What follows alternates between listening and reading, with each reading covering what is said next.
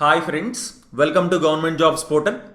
So మనం GK 1000 బిట్స్లో part 2కి రావడం జరిగిందండి. సో పార్ట్ 1లో మనం ఒక 50 బిట్స్ ఆల్రెడీ చెప్పుకోవడం జరిగింది. సో ఇంతవరకు చూడకపోయింటే కంపల్సరీగా చూడండి.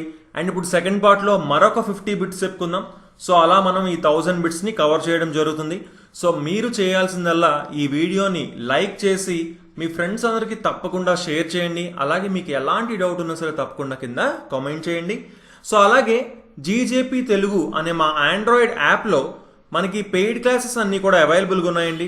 Arithmetic, reasoning, modern history and AP history classes అవైలబుల్గా ఉండడం జరిగింది. సో ఇంట్రెస్ట్ ఉన్న వాళ్ళు తప్పకుండా ఈరోజే ఎన్రోల్ చేసుకోవచ్చు అనమాట. ఓకే, సో ఓకే, ఇప్పుడు మనం బిట్స్లోకి వెళ్ళిపోదాం. 51 question, where is UNESCO head quarter? So UNESCO యొక్క ప్రధాన కార్యాలయం ఎక్కడ ఉంది అని క్వశ్చన్ అడిగారు మనకి.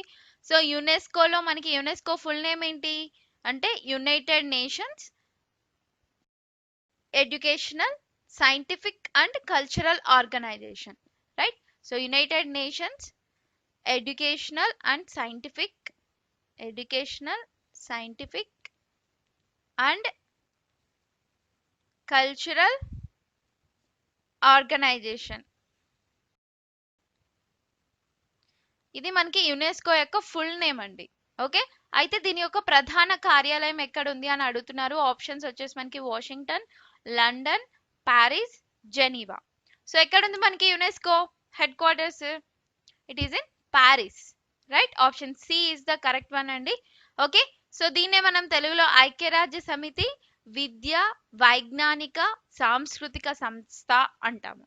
ఓకే, సో 1946లో మనకి యునెస్కో అనేది ఏర్పాటు అవడం జరిగింది. ఓకే, సో అండ్ నెక్స్ట్ ఈ యునెస్కోకి సంబంధించి 1972లో అన్నమాట ఏం ఏర్పాటైంది మనకి యునెస్కోకి సంబంధించి? యునెస్కో వరల్డ్ హెరిటేజ్ సైట్ అనేది మనకి 1972 నుంచి ఏర్పాటు అవడం జరిగింది అనమాట. అంటే 1975 నుంచి మనకి యునెస్కో యొక్క ప్రపంచ వారసత్వ సంపద జాబితా ప్రదేశాలు అనేవి 1975 నుంచి ప్రకటించడం జరిగింది అనమాట. ఓకే, సో ఫస్ట్ మళ్ళీ చెప్తున్నాను, యునెస్కో హెడ్ క్వార్టర్స్ వచ్చేసి మనకి ప్యారిస్ లో ఉంది.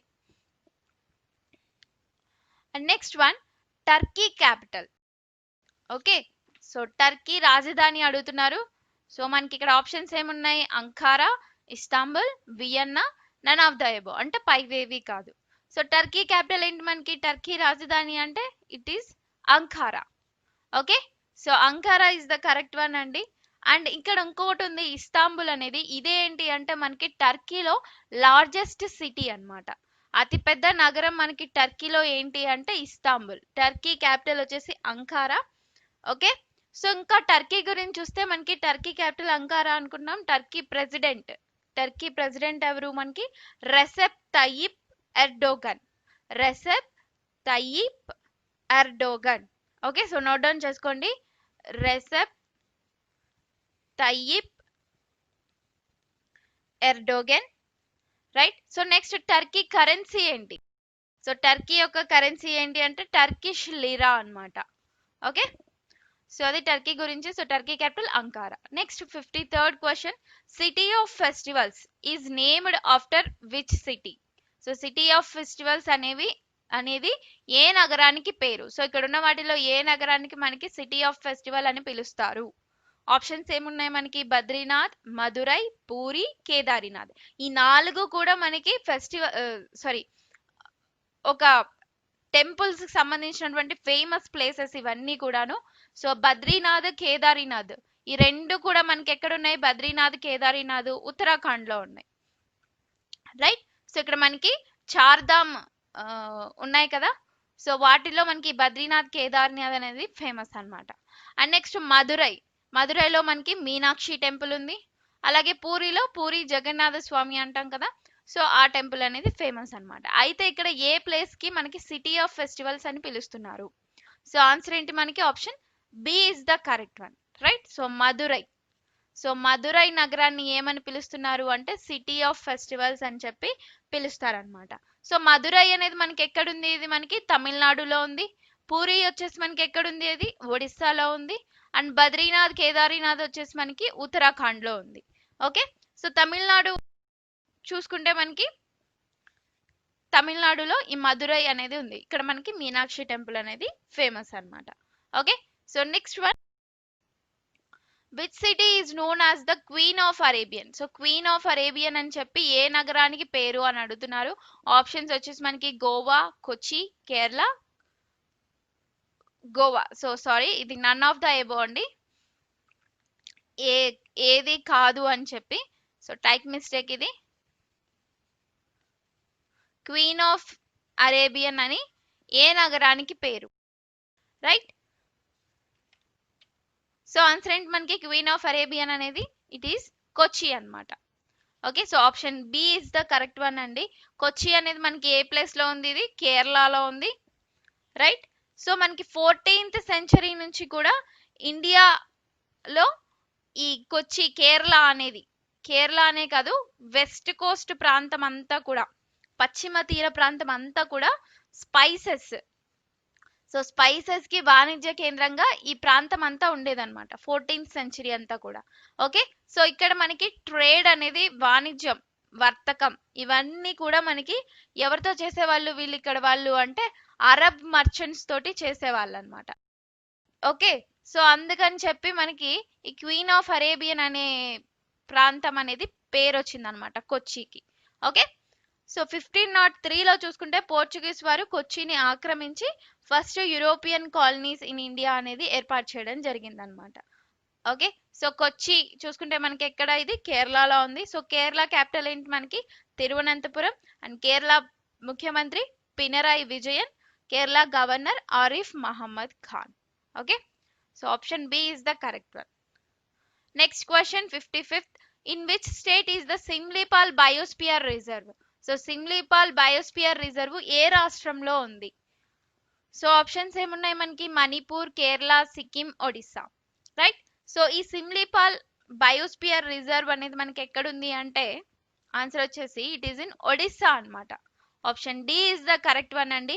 సో అది కూడా మయూర్భంజ్ డిస్ట్రిక్ట్ లో, జిల్లాలో, ఈ ఒడిస్సా ప్రాంతంలో మనకి ఈ సిమ్లీపాల్ బయోస్పియర్ రిజర్వ్ అని ఉంది. ఓకే,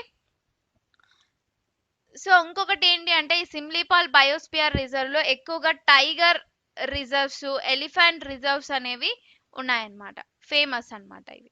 ఓకే, సో అదే విధంగా దీంట్లో బెంగాల్ టైగర్స్ అనేవి ఫేమస్. సిమ్లీపాల్ బయోస్పియర్ రిజర్వ్ లో బెంగాల్ రివర్స్ అనేవి ఫేమస్.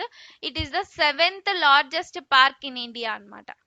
ఓకే, సో అది 7వ largest park in India Simlipal biosphere reserve అనేది, రైట్? సో అది వాటి గురించి. ఇంకా చూసుకుంటే మనకి ఇక్కడ ఒడిస్సా చూసాం కదా. సో ఒడిస్సా వచ్చేసి సిమ్లీపాల్ బయోస్పియర్ రిజర్వ్ ఉంది. అండ్ ఒడిస్సాలో ఇంకో పార్క్ కూడా ఉంది. అలాగే గహిర్మాతా బీచ్ కనుక చూస్తే మనకి గహిర్మాతా బీచ్ అనేది ఎక్కడుంది అంటే ఒడిస్సాలోనే ఉంది ఆ బీచ్. సో అక్కడ ఏంటి అంటే మనకి ఆలివ్ రిడ్లీ టర్టైల్స్ అని ఉంటాయన్నమాట, తాబేళ్ళు అవి. సో ఆ తాబేళ్ళు ఫేమస్ అన్నమాట, అవి ఓన్లీ గహిర్మాతా బీచ్ లోనే ఉంటాయి. Okay, so next one, who is the father of Indian cinema. So Indian సినిమాకి సంబంధించి పితామహుడు ఎవరు అంటే భారతీయ సినిమా పితామహుడు ఎవరు అని చెప్పి అడుగుతున్నారు. సో ఆన్సర్ ఏంటి మనకి ఇక్కడ ఆప్షన్స్ ఏమున్నాయి, Amitabh Bachchan, Dada Saheb Phalke, two of the above, none of the above, right? So answer వచ్చేసి ఏంటి మనకి దాదా సాహెబ్ ఫాల్కే. సో అందరికీ తెలిసిందే ఇది, భారతీయ సినిమా పితామహుడు ఎవరు అంటే భారతీయ చలనచిత్ర పరిశ్రమకు సంబంధించి పితామహుడు ఎవరు అంటే దాదా సాహెబ్ ఫాల్కే. అండ్ ఇతని పేరు మీదే మనకి ఒక అవార్డు కూడా ఇవ్వడం జరుగుతుంది, అదే దాదా సాహెబ్ ఫాల్కే అవార్డు. అండ్ సినీ రంగంలో అత్యుత్తమంగా ఇచ్చేటటువంటి పురస్కారం ఏది అంటే ఈ పురస్కారం అన్నమాట. ఓకే, సో ఇది దాదా సాహెబ్ ఫాల్కే గురించి. సో ఇతని గురించి చూసుకుంటే ఇతని అసలు పేరు ఏంటి మనకి, దుండి రాజ్ గోవింద్ ఫాల్కే. దుండి రాజ్ గోవింద్ ఫాల్కే. అండ్ ఇతను భారతదేశంలో తొలి మూకీ చిత్రం తీశారనమాట. అది ఏంటి మనకి తొలి మూకీ చిత్రం, రాజా హరిశ్చంద్ర, రైట్? సో ఈ రాజా హరిశ్చంద్ర మూవీ తీశారనమాట ఈ దాదాసాహెబ్ ఫాల్కే గారు 1913లో, right. So next one, world health day.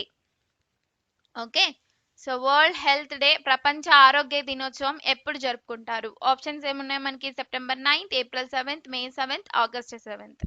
So answer ఏంటి మనకి? ప్రపంచ ఆరోగ్య దినోత్సవం ఎప్పుడు జరుపుకుంటాం? Answer is April 7th, right. So April 7th, April 7వ తేదీన మనకి ప్రపంచ ఆరోగ్య దినోత్సవం అనేది జరుపుకుంటారు. అండ్ ఎవ్రీ ఇయర్ జరుపుకుంటారండి. సో అలాగే ఎవ్రీ ఇయర్ కూడా ఒక థీమ్ అనేది ఉంటుంది. ఈ ఇయర్ కి ఏంటి, 2020కి సంబంధించి వరల్డ్ హెల్త్ డే యొక్క థీమ్ ఏంటి అంటే, to support nurses and midwives. To support nurses and midwives. Midwives అంటే మనకి ఎవరు అంటే మంత్రసానులు అంటాము. పూర్వకాలంలో మంత్రసానులు ఉండేవాళ్ళు డాక్టర్ల బదులు, రైట్. సో వాళ్ళని మనం ఎవరు అంటాము అంటే మిడ్ వైఫ్స్ అంటాం అనమాట. Okay, so to support nurses and midwives ని వచ్చేసి మనకి 2020 థీమ్ అన్నమాట, వరల్డ్ హెల్త్ డే. సో అలాగే WHO ఎవ్రీ ఇయర్ కూడా మనకి ఈ ప్రపంచ ఆరోగ్య దినోత్సవం అనేది సెలబ్రేట్ చేస్తుంది. అండ్ ఇంకొకటి, ఈ WHO ఈసారి ఈ 2020 సంవత్సరాన్ని ఏమని ప్రకటించింది అంటే year of the nurse and midwives అని చెప్పి ప్రకటించింది అనమాట. Year of the nurse and midwives. Okay, అది 2020 సంవత్సరాన్ని ప్రకటించడం జరిగింది. So next question, who was the first foreigner to receive Bharat Ratna award? So Bharat Ratna పురస్కారాన్ని అందుకున్నటువంటి మొట్టమొదటి విదేశీ వ్యక్తి ఎవరు అని అడుగుతున్నారు, రైట్. సో విదేశీ వ్యక్తి అన్నమాట, ఇండియన్ వ్యక్తి కాదు, విదేశీ వ్యక్తి. సో భారత రత్న అనేది మనకి ఏంటిది? It is the highest civilian award అన్నమాట, అత్యున్నత పురస్కారం, పౌర పురస్కారం. ఓకే, సో ఈ అవార్డ్ ని మనకి 1954 నుంచి మనకి ఈ అవార్డ్ ని ఇస్తూ ఉన్నారు. ఎవ్రీ ఇయర్ కూడా ఇండియన్ గవర్నమెంట్ దీన్ని ఇవ్వడం జరుగుతుంది. ఓకే, సో ఎప్పుడు ఇస్తున్నారు ఆ భారతరత్న అవార్డు అనేవి? ఎవ్రీ ఇయర్ కూడా రిపబ్లిక్ డే రోజు, జనవరి 26న అందరికీ బహుకరించడం జరుగుతుంది.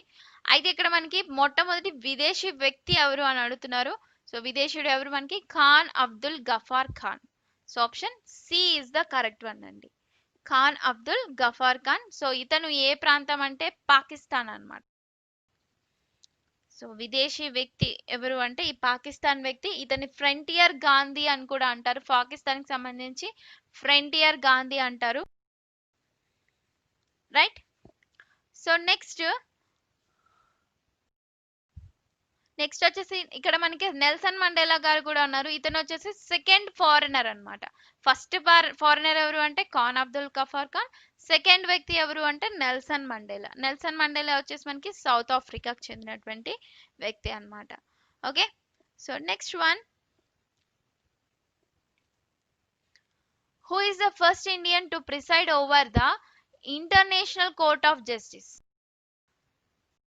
ఓకే, సో అంతర్జాతీయ న్యాయస్థానానికి అధ్యక్షత వహించినటువంటి తొలి భారతీయ వ్యక్తి ఎవరు అని అడుగుతున్నారు.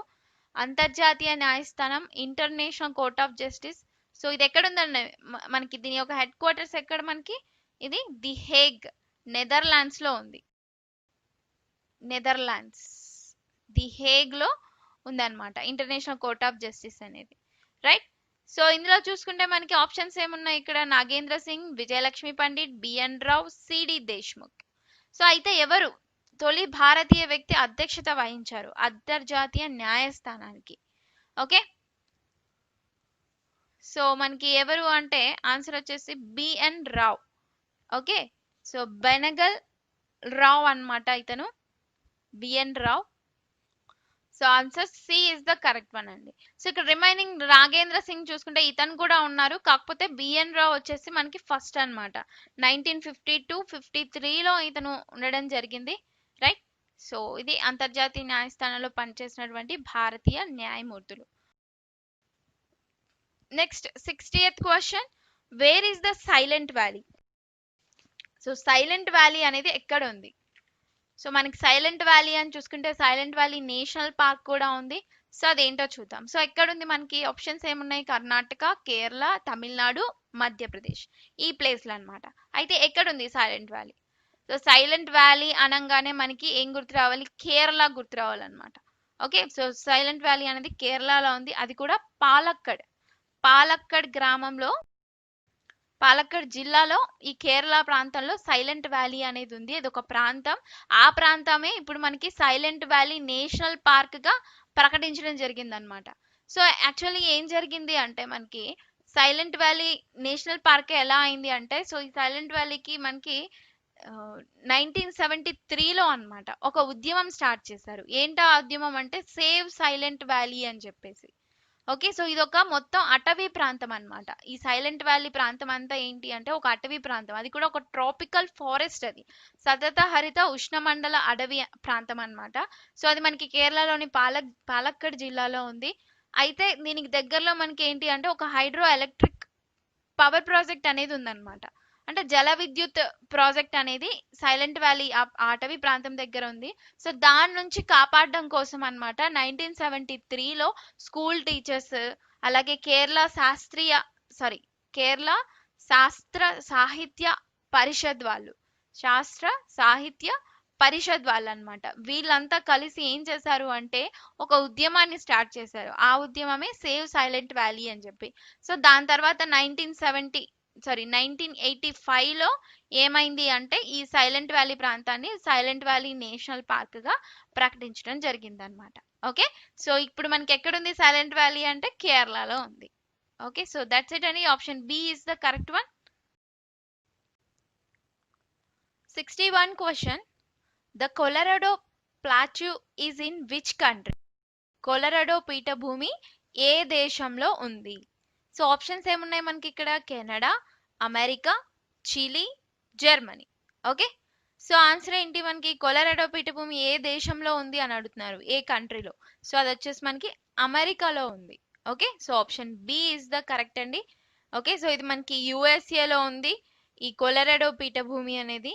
అండ్ ఈ కొలరాడో పీఠభూమిలో మనకి ఏంటి అంటే ఇది దీని మీద ఈ ప్లాట్యూ మీద అన్నమాట ప్రపంచంలోకెల్లా అతి పెద్దదైనటువంటి అగాధ దరి ఉందన్నమాట. ఓకే, సో అదేంటిది అంటే గ్రాండ్ క్యాన్యాన్ అంటే అగాధ దరి అంటాము, క్యాన్యాన్ ఆఫ్ కొలరాడో అంటారు దాన్ని. ఓకే, సో అతి పెద్దదైన అగాధ దరి ఏంటిది? అది మనకి Grand Canyon of Colorado, right. So అగాధ దరి అంటే ఏంటి మనకి అంటే ఒక లోయ అన్నమాట. అంటే యు ఆకారంలో ఉన్నటువంటి లోయని ఏమంటున్నాము అంటే అగాధ దరి అంటాం. అదే వి షేప్ లో ఉన్నటువంటి లోయ అయితే ఏమంటాం మనం? ఇది గార్జెస్ అంటాం, గార్జెస్ షేప్ అంటాం, రైట్. సో ఇది వచ్చేసి గ్రాండ్ కాన్యన్ ఆఫ్ కొలరాడో వచ్చేసి మనకి అగాధ దరి యు షేప్ లో ఉంటుంది. ఓకే, సో కొలరాడో పీఠభూమి వచ్చేసి మనకి యుఎస్ఏ లో ఉంది. ఓకే, సో పీఠభూమి అంటే ఏంటి మనకి? ప్లాట్యూ అంటే ఇది ఒక ఎత్తైన మైదానం అన్నమాట, మైదానం లాగా ఉంటుంది ప్లాట్యూస్ అంటే, right. So next question, what is Panna in Madhya Pradesh famous for? మధ్యప్రదేశ్లోని పన్నా అనే ప్రాంతం దేనికి ప్రసిద్ధి? ఓకే, సో మధ్యప్రదేశ్లో ఉంది ఈ పన్నా ప్రాంతం అనేది. అయితే దేనికి ఫేమస్ అంటున్నారు? ఆప్షన్స్ వచ్చేసి diamonds, gold, cement, bauxite. Okay, so మీ అందరికీ తెలిసిందే పన్నా వచ్చేసి ఏంటి ఫేమస్ మనకి? డైమండ్స్, వజ్రాలు అన్నమాట. సో మనకి వజ్రాలు అనేవి మధ్యప్రదేశ్లోని పన్నా ప్రాంతంలో బాగా ప్రసిద్ధి. అండ్ ఇక్కడ చూసుకుంటే గోల్డ్, ఇవి చూసుకుంటే మనకి గోల్డ్ వచ్చేసి ఎక్కడ ఫేమస్ మనకి అంటే Karnataka, right. So largest producer ఏంటి? బంగారం లార్జెస్ట్ ప్రొడ్యూసర్ ఏ స్టేట్ మనకి ఇండియాలో అంటే కర్ణాటక. అండ్ మెయిన్ గా కోలార్ డిస్టిక్, కర్ణాటకలోని కోలార్ డిస్టిక్ ఉంది కదా, కోలార్ జిల్లా, ఆ ప్రాంతంలో అది ఫేమస్. అండ్ నెక్స్ట్ సిమెంట్ వచ్చేసి మన AP, Andhra Pradesh is the famous అండి, లార్జెస్ట్ ప్రొడ్యూసర్. అలాగే బాక్సైట్ చూసుకుంటే మనకి ఒరిస్సా, రైట్. సో ఒడిస్సా అనేది మనకి బాక్సైట్ కి ప్రసిద్ధి, లార్జెస్ట్ ప్రొడ్యూసర్. అండ్ డైమండ్ చూసుకుంటే మనకి మధ్యప్రదేశ్లోని పన్నా ప్రాంతం అనేది ఫేమస్ అన్నమాట. ఓకే, సో ఇక్కడ మధ్యప్రదేశ్ వచ్చింది కాబట్టి సో మధ్యప్రదేశ్ గురించి కరెంట్ అఫైర్స్ చూద్దామండి. మధ్యప్రదేశ్ గవర్నర్ ఎవరు మనకి? లాల్జీ టండన్. అలాగే మధ్యప్రదేశ్ ముఖ్యమంత్రి వచ్చేసి శివరాజ్ సింగ్ చౌహాన్. అండ్ మధ్యప్రదేశ్ క్యాపిటల్ రాజధాని వచ్చేసి ఏంటి మనకి? Bhopal, right. So next question, 63rd question, the country known as the morning sun. So ఇక్కడ క్వశ్చన్ టైప్ మిస్టేక్ అండి. సో క్వశ్చన్ ఒకసారి నోట్ డౌన్ చూసుకోండి. Which country is known as the land of morning calm. So land of morning calm, ఉదయ ప్రశాంతత అంటాము, right. So అయితే అది ఏ దేశానికి పేరు? సో ఏ దేశాన్ని ల్యాండ్ ఆఫ్ మార్నింగ్ కామ్ అని చెప్పి పిలుస్తారు? ఆప్షన్స్ ఏంటి మనకి? Cuba, Norway, South Korea, Thailand. So land of morning calm అని ఏ దేశాన్ని పిలుస్తారు అంటే ఆన్సర్ వచ్చేసి మనకి సౌత్ కొరియా. సో దక్షిణ కొరియా ఇస్ ద ఆన్సర్ అండి. ఓకే, సో దక్షిణ కొరియాని ఏమంటున్నాము అంటే ల్యాండ్ ఆఫ్ మార్నింగ్ కామ్ అని అంటాం. ఎందుకు అంటే సౌత్ కొరియాలో అక్కడ ఉన్నటువంటి న్యాచురల్ బ్యూటీని, అక్కడ ఉన్నటువంటి గ్రీనరీస్ని, అలాగే ఇంకా దాంట్లో ఉన్నటువంటి వాటర్ ఫాల్స్ కానివ్వండి, ఇంకా చాలా న్యాచురల్ బ్యూటీ అంతా మనకి సౌత్ కొరియాలో ఉంటుంది అనమాట. సో అది మనకి ల్యాండ్ ఆఫ్ మార్నింగ్ కామ్ గా పిలువబడుతుంది అనమాట. ఓకే, ఒక పీస్ఫుల్నెస్ అనేది మనకి అక్కడ వస్తుంది సౌత్ కొరియాలో, అందుకని ఆ దేశాన్ని ఆ విధంగా పిలవడం జరుగుతుంది, right. So next one, 64th question, the largest dam in the world. So ప్రపంచంలో మనకి అతి పెద్ద డ్యామ్ ఏంటి అని అడుగుతున్నారు. ఆప్షన్స్ చూస్తే ఎథోపా, Hirakud, Davis, three gorges. Okay, so answer ఏంటి మనకి? ఏది మనకి ప్రపంచంలో అతిపెద్ద డ్యాము? సో హీరాకుడ్ అంటే మనకి ఎక్కడుంది? హీరాకుడ్ అనేది ఒడిస్సాలో, మన ఇండియాలో ఉంది హీరాకుడ్ అనేది, right. So next Davis dam, ఇది వచ్చేసి మనకి యుఎస్ఏలో ఉంది, అది కూడా కొలరాడో నది మీద, రైట్. సో కొలరాడో నది, కొలరాడో రివర్ మీద ఈ డేవిస్ డ్యామ్ అనేది ఉంది యుఎస్ఏలో. అండ్ త్రీ గార్జెస్ ఇది వచ్చేసి మనకి చైనాలో ఉంది, రైట్. సో అయితే మనకి ప్రపంచంలో అతిపెద్ద డ్యామ్ ఏంటి? It's a three gorges dam. Option D is the correct one అండి. ఇది మనకి ప్రపంచంలోనే అతి పెద్ద డ్యామ్ అన్నమాట. Next one, who is famous as the queen of Bharatanatyam dancer. So భారతీయ నాట్యరాణిగా ప్రసిద్ధిగాంచిన వారు ఎవరు? సో భారతీయ భరతనాట్య రాణిగా ఎవరు ప్రసిద్ధిగాంచారు అంటే ఫేమస్ ఎవరండి భరతనాట్యం డాన్సర్ గా? ఆప్షన్స్ ఏంటి మనకి? ఇట్స్ ఆమిని కృష్ణమూర్తి, సోనాల్ మాన్సింగ్, టి బాల సరస్వతి, పై ఎవరు కాదు. సో ఇక్కడ మనకి ఆల్రెడీ టైప్ మిస్టేక్ అండి, సారీ ఫర్ దట్. సో ఇక్కడ ఏంటి అంటే మనకి ఆల్రెడీ ఆన్సర్ పెట్టేశాను, so no need to answer it. So ఎవరు అనేది తెలుసుకుంటే చాలు. సో ఎవరు అంటే మనకి భరతనాట్యంలో ఫేమస్ పర్సన్, భరతనాట్యం డాన్సర్ ఎవరు, క్వీన్ ఆఫ్ భరతనాట్యం డాన్సర్ ఎవరు అంటే మనకి టి బాల సరస్వతి గారు అనమాట. Okay, so T Bala Saraswati అంటే, టి అంటే మనకి తంజోర్ బాల సరస్వతి, ఈవిడ వచ్చి తమిళనాడుకు చెందినటువంటి వ్యక్తి. ఓకే, సో ఈవిడ క్వీన్ అనమాట భరతనాట్యం డాన్సర్. నెక్స్ట్ ఆమిని కృష్ణమూర్తి గురించి చూస్తే మనకి ఈవిడ వచ్చేసి మనకి భరతనాట్యం అండ్ కూచిపూడి ఈ రెండిటి డాన్సర్ అనమాట ఈవిడ. Okay, so next Sonal Man Singh వచ్చేసి ఎవరు అంటే ఈవిడ మనకి డాన్సర్ కమ్ గురు అన్నమాట. భరతనాట్యం అలాగే ఒడిస్సీ ఈ రెండు డాన్సులు చేస్తారు, అలాగే గురువు అన్నమాట. ఓకే, సో నాట్యాచారులు అంటారు కదా, సో అలా అన్నమాట గురు అంటే, రైట్. సో ఇంకొకటి సోనాల్ మాన్సింగ్ గురించి చూసుకుంటే మనకి ఇప్పుడు డాన్సర్ కమ్ గురు, అలాగే 2018లో అన్నమాట మనకి రాజ్యసభకి ప్రెసిడెంట్ ఆఫ్ ఇండియా చే నామినేట్ చేయబడినటువంటి వ్యక్తి అన్నమాట. ఇప్పుడు ఈవిడ ప్రెసిడెంట్ రాజ్యసభలో ఉండడం జరిగింది సోనాల్ మాన్సింగ్ గారు, ఈవిని ప్రెసిడెంట్ నామినేట్ చేశారనమాట. Okay, Sonal Mansingh. So next one, 66th question, who discovered blood circulation in the human body. మానవునిలో రక్త ప్రసరణని కనుగొన్న వ్యక్తి ఎవరు? ఓకే, సో మన హ్యూమన్ బాడీలో రక్త ప్రసరణ, బ్లడ్ సర్క్యులేషన్ జరుగుతుంది కదా, అయితే ఎవరు దాన్ని కనుగొన్నారు? ఆప్షన్స్ ఏమున్నాయి మనకి? Madam Curie, William Harvey, Louis Pasteur, none of the above, right. So ఇక్కడ చూసుకుంటే మనకి మేడం క్యూరీ, ఎవరు ఈవిడ? Marry Curie. సో ఈవిడ వచ్చేసి ఏం కనుగొన్నారు, ఏం డిస్కవర్ చేశారు అంటే మనకి కెమిస్ట్రీలో polonium and radium, right. So ఈ ఎలిమెంట్స్ ఉన్నాయి కదా, పొలోనియం, రేడియం, పీరియాడిక్ టేబుల్లో ఉన్నటువంటి ఎలిమెంట్స్ ఇవి. ఈ ఎలిమెంట్స్ ని కనుగొన్న వ్యక్తి మ్యారీ క్యూరీ, మేడం క్యూరీ గారు. And next William Harvey, next Louis Pasteur ఏంటి అంటే ఇతను వ్యాక్సిన్ కనుగొన్నారు, అలాగే ఒక ప్రాసెస్ కూడా కనుగొనడం జరిగింది, అదేంటిది? పాయిశ్చరైజేషన్ అంటాం, రైట్. సో అలాగే వ్యాక్సిన్ వచ్చేసి మనకి కలరా, ఆంథ్రాక్స్, సో వీటి మీద అన్నమాట వ్యాక్సిన్స్ కనుగొన్నారనమాట Louis Pasteur. Right. So pasteurisation అంటే తెలుసు కదండి మీకు, మిల్క్, ఆల్కహాల్ ఇవన్నీ కూడా మనకి ఏంటి పాశ్చరైజేషన్ చేయబడతాయి. రైట్. సో నెక్స్ట్ అంటే మిల్క్ లో చూసుకుంటే మనకి ప్యాకెట్ మిల్క్ వస్తాయి కదా, ఆ ప్యాకెట్ మిల్క్ లో ఉన్నటువంటి మిల్క్ అన్ని కూడా పాశ్చరైజేషన్ చేశారనమాట. అంటే కొంచెం ఒక టెంపరేచర్ దగ్గర వరకు దాన్ని బాయిల్ చేయడం జరుగుతుంది.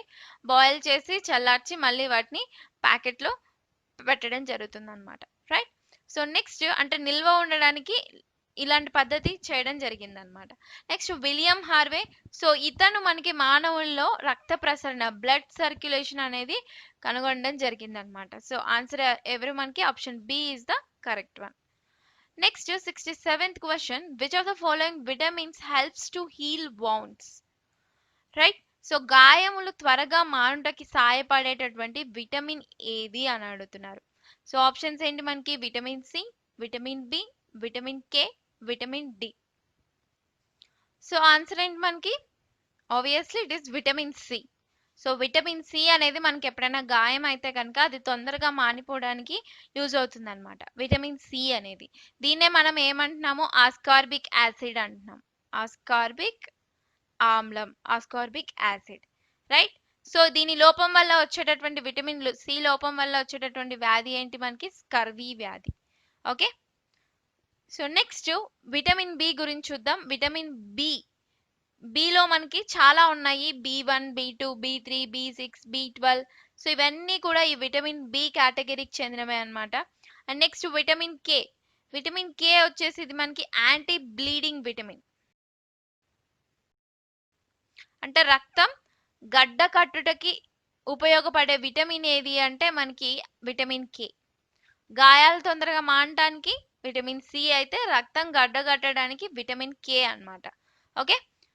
So next vitamin D. Vitamin D వచ్చేసి ఏంటి మనకి అంటే ఇది anti rickets vitamin. Anti rickets vitamin. Okay. So rickets వ్యాధి వస్తుంది అనమాట ఈ విటమిన్ డి కనుక లోపిస్తే. Okay. So next question, what was the name of the first born test tube baby in the world? ప్రపంచంలో మొట్టమొదట జన్మించినటువంటి తొలి టెస్ట్ ట్యూబ్ బేబీ పేరేంటి? ఆప్షన్స్ ఏంటి మనకి, Anna Brown, Anna Nicholas, Louise Joy Brown, none of the above. So first born test tube baby so ఎవరు అంటే అది మనకి లూయిస్ జాయ్ బ్రౌన్ అన్నమాట. Okay. Louise Joy Brown. So వీళ్ళైతే కాదండి. అన్నా బ్రౌన్ వచ్చేసి ఒక లాయర్, యాక్టివిటిస్ట్. ఈవిడ వచ్చేసి అన్నా నికోలస్ కూడా ఈవిడ వచ్చేసి మూవీస్ కి సంబంధించిన వాళ్ళు, యుఎస్ఏకి చెందిన వాళ్ళు అనమాట వాళ్ళిద్దరు కూడాను.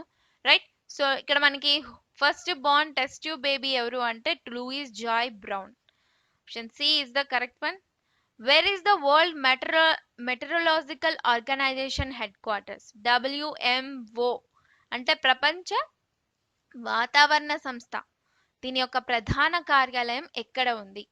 రైట్. సో ఆప్షన్స్ ఏంటి మనకి, Geneva, Paris, the Hague, Rome.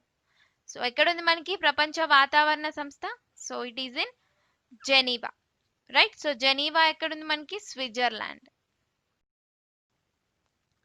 Right. So Switzerland లో మనకి ప్రపంచ వాతావరణ సంస్థ అనేది ఉంది. సో ఇది మనకి క్లైమేట్ గురించి ఎప్పటికప్పుడు అప్డేట్స్ అనేవి ఇస్తూ ఉంటుంది. అలాగే వాతావరణానికి సంబంధించినటువంటి క్లైమేట్ చేంజెస్ కానీ, అలాగే కాప్ సదస్సులు కానీ.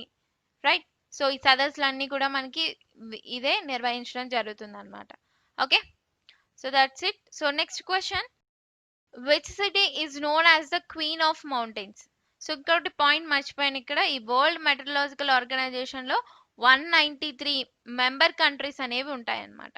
ఎంతమంది సభ్య దేశాలు ఉన్నారు అంటే 193 members. Right. So next, which city is known as the queen of mountains? So queen of mountains అని ఏ నగరానికి పేరు?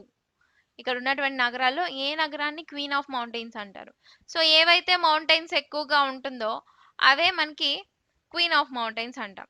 రైట్. సో అప్పుడు ఆప్షన్స్ ఏంటి, సిమ్లా, నైనిటాల్, ముస్సోరీ, డెహ్రాడూన్. వీటన్నిటిలో కూడా మనకి హిల్స్ మీదనే ఉన్నాయి, అవి కొండల మీదనే ఉన్నాయి ఆ ప్రాంతాలు కూడా. బట్ క్వీన్ ఆఫ్ మౌంటైన్స్ ఏంటిది అంటే option C is the correct one, Mussoorie. So ముస్సోరిని క్వీన్ ఆఫ్ హిల్స్ అని కూడా అంటారు. క్వీన్ ఆఫ్ మౌంటైన్స్ ఏ సిటీ అంటారంటే ముస్సోరిని అంటారనమాట. సో ముస్సోరి అనేది మనకి ఎక్కడ ఉంది? ఉత్తరాఖండ్. ముస్సోరి డెహ్రాడూన్ లో ఉంది. డెహ్రాడూన్ లోని ఉత్తరాఖండ్ లో ఉందన్నమాట. Okay, right. So that's it. 71 question. Dachigam National Park is in which state? So Dachigam జాతీయ పార్క్, ఇది దాచిగామ్ కాదండి, డచిగామ్. ఓకే, సో జాతీయ పార్కు ఏ రాష్ట్రంలో ఉంది అని అడుగుతున్నారు. సో మీకు నేషనల్ పార్క్స్, జాతీయ పార్కుల గురించి కనుక తెలిస్తే మీరు ఈ క్వశ్చన్ ఆన్సర్ చేయొచ్చు. సో ఆప్షన్స్ ఏమున్నాయి మనకి? హర్యానా, తమిళనాడు, జమ్మూ కాశ్మీర్, గుజరాత్. ఓకే, సో ఎక్కడుంది మనకి ఈ డచిగామ్ నేషనల్ పార్క్? అండ్ ఈ డచిగామ్ నేషనల్ పార్క్ గురించి ఒక స్పెషాలిటీ కూడా ఉంది. ఏంటి అంటే ఇక్కడ ఈ నేషనల్ పార్క్ లో ఏముంటాయి స్పెసిఫిక్ గా అంటే కాశ్మీరీ దుప్పి. ఓకే, కాశ్మీరీ దుప్పి అంటాము, దీన్నే మనం హంగుల్ అని కూడా అంటారు. ఓకే, సో మీకు ఇక్కడ ఆన్సర్ తెలిసే ఉంటుంది ఎక్కడ ఉంటుంది అనేది. సో ఆన్సర్ వచ్చేసి మనకి option C, Jammu and Kashmir. Okay, so Gujarat లో చూసుకుంటే మనకి గిర్ నేషనల్ పార్క్ ఉంది. సో అక్కడ మనకి టైగర్స్ సంబంధించినటువంటివి ఉంటాయి. Okay, so that's it. Dachigam national park ఎక్కడ ఉంది మనకి? జమ్మూ కాశ్మీర్ లో. So next one, which state grows sugarcane in India? So which state, భారతదేశంలో చెరుకును పండించే రాష్ట్రం ఏ రాష్ట్రం అని అడుగుతున్నారు. ఆప్షన్స్ ఏమున్నాయి మనకి? రాజస్థాన్, తమిళనాడు, ఉత్తరప్రదేశ్, ఆంధ్రప్రదేశ్. సో మీకు షుగర్ కేన్ అనగానే మీకు ఒక స్టేట్ గుర్తు రావాలి. ఆ స్టేట్ వచ్చేసి ఏంటి మనకి? అది ఉత్తరప్రదేశ్. ఓకే, సో దీని ఆన్సర్ కూడా ఇదే అండి. భారతదేశంలో మనకి ఎక్కువగా చెరుకును పండించే రాష్ట్రం, అలాగే లార్జెస్ట్ ప్రొడ్యూసర్ ఏది అంటే కూడా మనకి ఉత్తరప్రదేశ్ అన్నమాట. సో దీని తర్వాత మనకి మహారాష్ట్ర ఉంది సెకండ్ ప్లేస్ లో. ఫస్ట్ ప్లేస్ వచ్చేసి మనకి ఏంటి లార్జెస్ట్ ప్రొడ్యూసర్ లో అంటే ఉత్తరప్రదేశ్. ఓకే, సో మనకి ఆంధ్రప్రదేశ్ లో చూసుకుంటే ఏది లార్జెస్ట్ ప్రొడ్యూసర్ అంటే మనకి మొక్కజొన్న, అంటే కార్న్ మొక్కజొన్న, అలాగే పొగాకు, టొబాకోలో కూడా మన ఆంధ్రప్రదేశ్ అనేది ఫస్ట్ ప్లేస్ లో ఉంది.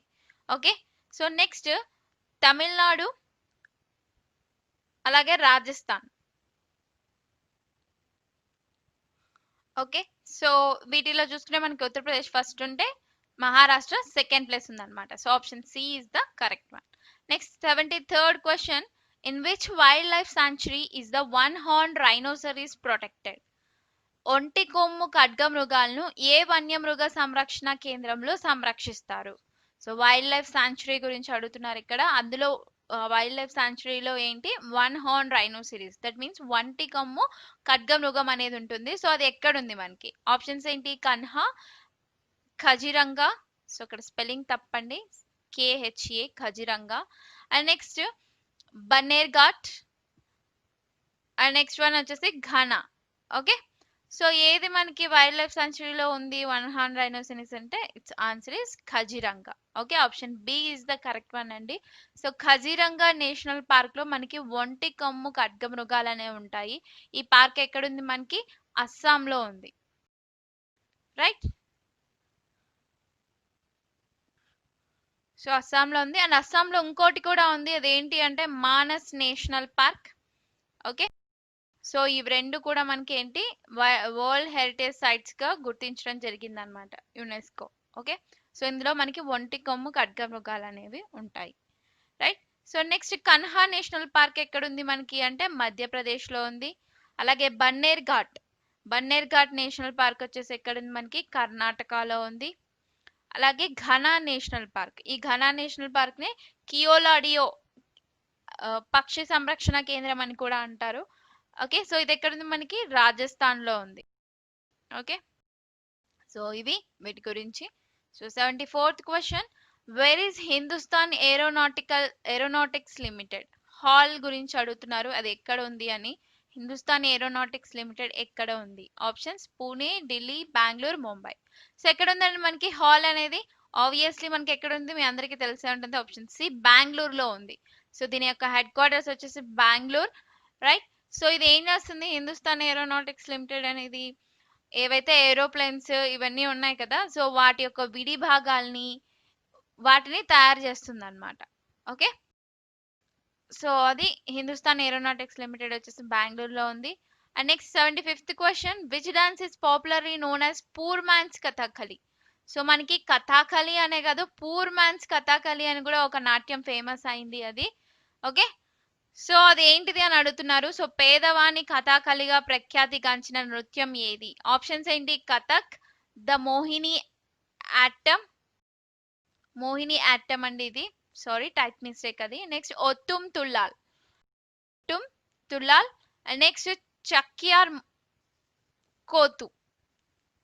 ఓకే, సో చక్యార్ కోతు అంటాం అది.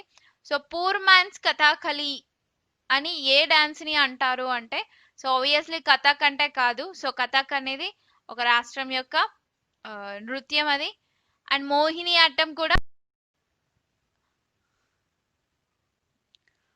సో మోహిని అట్టం అనేది మనకి కేరళ యొక్క డాన్స్ ఇది కూడా. అలాగే కథక్ వచ్చేసి మనకి ఉత్తరప్రదేశ్ అండ్ రాజస్థాన్ ఈ రెండిటి యొక్క ఆరిజిన్ అన్నమాట కథక్ డాన్స్ అనేది. అండ్ నెక్స్ట్ వచ్చేసి మనకి ఒట్టం తుల్లాల్, చాక్యార్ క్యూతు ఈ రెండు కూడా మనకి కేరళకు సంబంధించిన డాన్సెస్. ఓకే, సో అయితే దీంట్లో పూర్ మ్యాన్స్ కథాకళి అని దేన్ని అంటారు? సో ఆన్సర్ వచ్చేసి మనకి సి, ఒట్టం తుల్లాల్. సో ఇది మనకి ఎలా ఉంటుంది అంటే ఒక సింగిల్ పర్సనే డాన్స్ చేస్తారు, ఓకే, నృత్యం చేస్తారు. అది కూడా ఎలాంటి వాటికి అంటే పోయట్రిక్ పర్ఫార్మెన్స్ ఇస్తారనమాట. ఓకే, ఇది కేరళకు చెందినటువంటి డాన్స్. అండ్ నెక్స్ట్ చాక్యా కూతు అనేది మనకి ఇది కూడా కేరళకు సంబంధించిందే. బట్ ఇక్కడ ఏంటి అంటే వీళ్ళు సింగిల్ పర్సనే డాన్స్ వేయడం జరుగుతుంది. వాళ్ళు ఓన్లీ పురాణాస్ అన్నమాట. లైక్ పురాణాస్ అంటే రామాయణ, మహాభారత ఇటువంటి పురాణాస్ ఉంటాయి కదా, ఎపిక్ స్టోరీస్. సో వాటికి పర్ఫార్మెన్స్ ఇస్తారనమాట చక్యా క్యూతు అనేటటువంటి డాన్స్ వచ్చేసి. రైట్, సో దీనికి option C is the correct one. Next 76th question, where is the national mineral development corporation? So national mineral development corporation ఎక్కడ ఉంది? సో ప్లేస్ అడుగుతున్నారు ఎక్కడ ఉంది అని. సో మనకి నేషనల్ మినరల్ డెవలప్మెంట్ కార్పొరేషన్ అనేది 1958లో స్థాపించారు. సో ఎక్కడ స్థాపించారు అంటే it is in Hyderabad. Okay, Hyderabad కి సంబంధించింది. అండ్ ఇక్కడ పేరులోనే ఉంది మినరల్ డెవలప్మెంట్ కార్పొరేషన్ అనేది. Minerals like iron ores, copper, అలాగే limestone, right, so iron, so ఇలాంటివన్నీ మినరల్స్ ఉన్నాయి కదా, వాటిలన్నిట్లో కూడా ఇది సర్చింగ్ చేస్తుంది అనమాట. ఓకే, సో ఇది option C is the correct one. Next 77th question, who is the creator of electronic mail? So email అంటాం కదా, సో ఈమెయిల్ సృష్టికర్త ఎవరు? ఎలక్ట్రానిక్ మెయిల్స్ యొక్క సృష్టికర్త ఎవరు? దీన్ని సృష్టించింది ఎవరు?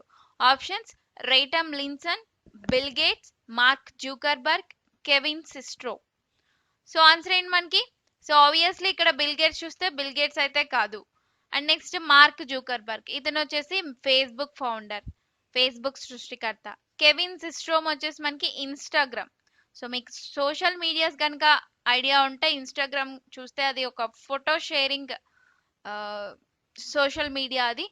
ఓకే, సో దాని సృష్టికర్త ఎవరు? Kevin Systrom. సో ఆన్సర్ ఏంటి మనకి? రేటమ్ లిన్సన్. రే టామ్ లిన్సన్ అంటాము. సో తెలుగులో ఇలాగే అంటానండి. So option A is the correct one. Ray Tomlinson is the creator of electronic mail. Next 78th question, international literacy day, అంతర్జాతీయ అక్షరాస్యత దినోత్సవం ఎప్పుడు జరుపుకుంటారు? ఆప్షన్స్ మనకి October 8th, March 8th, April 8th, September 8th. So ఇక్కడ మీకు confusion లేకుండా 8th అనేది ఉంది. సో మనకి ఏ నెల అని తెలిస్తే మనం ఈజీగా ఆన్సర్ చేయొచ్చు. సో మనకి అంతర్జాతీయ అక్షరాస్యత దినోత్సవం ఎప్పుడండి? కరెక్ట్ వన్ వచ్చేసి option D is the correct one. September 8th is the correct one. So ఈసారి 2019లో దీని యొక్క థీమ్ చూద్దాం. సో ఇంకా 2020 జరగలేదు కాబట్టి, సో 2019 థీమ్ వచ్చేసి ఏంటి మనకి? Literacy and multilingualism. Multilingualism is the theme of 2019 అండి. Right, so next one 79th question, which city is known as the city of the golden temple? So city of golden temple అని ఏ నగరానికి పేరు? So golden temple అని ఏ నగరానికి పేరండి? Obviously options ఏమున్నాయి మనకి? Ahmedabad, Kochi, Amritsar, Puri. So golden temple ఎక్కడుందో మనకి ఆ ప్లేస్ కూడా golden city of the golden temple అవుతుంది. సో ఆన్సర్ వచ్చేసి మనకి option C, Amritsar is the correct one. Okay, so next 80 question. The author of the golden threshold book. So golden threshold పుస్తక రచయిత ఎవరు అని అడుగుతున్నారు. సో గోల్డెన్ థ్రెషోల్డ్ బుక్ రచించింది ఎవరు? ఆప్షన్స్ వచ్చేసి మనకి అరుణ అసఫ్ అలీ, హిలరీ క్లింటన్, సరోజినీ నాయుడు, అని బీసెంట్. ఓకే, సో ఆన్సర్ ఏంటి మనకి ఇక్కడ చూసుకుంటే ఆప్షన్స్ లో అరుణ అసఫ్ అలీ. ఈవిడ మీకు హిస్టరీలో వచ్చుంటారండి. సో ఈవిడ ఒక పొలిటికల్ యాక్టివిస్ట్ అండ్ అలాగే Indian movement, Indian independence movement ఉంది కదా, ఇండిపెండెన్స్ మూమెంట్, ఆ మూమెంట్ లో యాక్టివ్ గా పార్టిసిపేట్ చేశారు. అలాగే ఈవిడ ఒక రైటర్ కూడా, అలాగే ఎడ్యుకేటర్ కూడా. అండ్ ఇంకొకటి ఈ అరుణ ఆసిఫ్ అలీ, ఈవిడ వచ్చేసి ఢిల్లీ యొక్క ఫస్ట్ మేయర్ అండి. పొలిటికల్ లో ఉంది కాబట్టి ఢిల్లీ యొక్క ఫస్ట్ మేయర్ గా ఉన్నారు అరుణ ఆసిఫ్ అలీ గారు. అండ్ నెక్స్ట్ వచ్చేసి హిలరీ క్లింటన్. సో ఈవిడ చూసుకుంటే మనకి అమెరికా సంబంధించినటువంటి వ్యక్తి and first lady of US అన్నమాట. యునైటెడ్ స్టేట్స్ కి ఫస్ట్ లేడీ కూడా ఈవిడ. 1993 నుంచి 2001 కి 2001 వరకు చేశారు. నెక్స్ట్ సరోజినీ నాయుడు. సరోజినీ నాయుడు గారు వచ్చేసి మీకు ఆల్రెడీ తెలుసు. సో నెక్స్ట్ అని బీసెంట్ వచ్చేసి ఎవరు మనకి అంటే ఇప్పుడు ఒక ఉమెన్స్ హక్కుల కోసం, ఉమెన్ యొక్క రైట్స్ కోసం పోరాడినటువంటి వ్యక్తి. అలాగే థియోసాఫికల్ సొసైటీ, మనకి హిస్టరీలో చూస్తే థియోసాఫికల్ సొసైటీ అని ఉంటుంది మోడర్న్ హిస్టరీలో. సో దాంట్లో ఈవిడ మెంబర్ గా ఉన్నారు. అదే విధంగా దానికి ప్రెసిడెంట్ గా కూడా పనిచేయడం జరిగింది అని బీసెంట్. ఓకే, సో అయితే ఇక్కడ గోల్డెన్ థ్రెషోల్డ్ బుక్ రచించింది ఎవరు అంటే ఆప్షన్ సి, సరోజినీ నాయుడు గారు. Okay, so golden threshold book యొక్క రచయిత ఎవరు? సరోజినీ నాయుడు. దట్స్ ఇట్ అండి, option C is the correct one. 81 question. The United Nations secretary general who died in a plane crash. So విమాన ప్రమాదంలో మరణించినటువంటి ఐక్యరాజ్య సమితి సెక్రటరీ జనరల్ ఎవరు అని అడుగుతున్నారు. ఆప్షన్స్ ఏమున్నాయి మనకి? U Thant, next Dag Hammarskjold, C Kofi Annan, option D Antonio Guterres. Okay, so విమాన ప్రమాదంలో మరణించిన వ్యక్తి అడుగుతున్నారు, ఐక్యరాజ్య సమితి సెక్రటరీ జనరల్. సో వీళ్ళంతా కూడా మనకి సెక్రటరీ జనరల్సే. ఓకే, సో అయితే మరణించిన వాళ్ళు ఎవరు? సో కరెక్ట్ ఆన్సర్ ఏంటి మనకి? Option B is the correct one అండి. Dag Hammarskjold is the correct one. Okay, so ఇతను మనకి ఐక్యరాజ్య సమితి సెక్రటరీ జనరల్ గా 1953 నుంచి 1961 వరకు ఉండడం జరిగింది. And he is the second secretary general అన్నమాట. సో ఫస్ట్ పర్సన్ వచ్చేసి ట్రిగ్వేలీ అయితే సెకండ్ పర్సన్ వచ్చేసి డాగ్ హ్యామర్స్గోల్డ్. ఓకే, సో ఇంకొకటి ఏంటంటే నోబెల్ పీస్ ప్రైజ్ ఇతనికి లభించింది. అయితే నోబెల్ పీస్ ప్రైజ్ మరణించిన తరువాత అందుకున్న వ్యక్తి ఎవరు అంటే ఇతనే అన్నమాట. చనిపోయాక ఇతనికి ఇవ్వడం జరిగింది ఇతని పేరు మీద, రైట్. సో అది డాగ్ హ్యామర్స్గోల్డ్ గురించి. అండ్ యూథాంట్ కోఫీ అన్నన్, సో వీళ్ళు కూడా మనకి సెక్రటరీ జనరలే. అండ్ ప్రెసెంట్ ఐక్యరాజ్య సమితి సెక్రటరీ జనరల్ ఎవరు అంటే Antonio Guterres. Okay, so next 82nd question. Where is the Asian development bank headquarters. ఆసియా అభివృద్ధి బ్యాంక్ ప్రధాన కార్యాలయం ఎక్కడ ఉంది అని అడుగుతున్నారు. ఆప్షన్స్ ఏంటి మనకి? Manila, China, Tokyo, Mumbai. So ఇది మీరు ఈజీగా ఆన్సర్ చేయొచ్చు అండ్ ఆప్షన్స్ కూడా చాలా ఈజీగా ఉన్నాయి, రైట్, కన్ఫ్యూజన్ లేకుండా. Option A is the correct one అండి, మనీలా. సో మనీలా ఎక్కడుంది మనకి? ఫిలిప్పైన్స్ కంట్రీలో ఉంది, రైట్. సో ఫిలిప్పైన్స్ లో మనకి మనీలా ఉంది. అండ్ ఏడిబి బ్యాంక్ యొక్క హెడ్ క్వార్టర్స్ కూడా మనీలా. ఓకే, సో ఆ బ్యాంక్ అనేది ఎప్పుడు ఎస్టాబ్లిష్ చేశారు? 1966 లో మనకి ఆ బ్యాంక్ ని ఎస్టాబ్లిష్ చేయడం జరిగింది.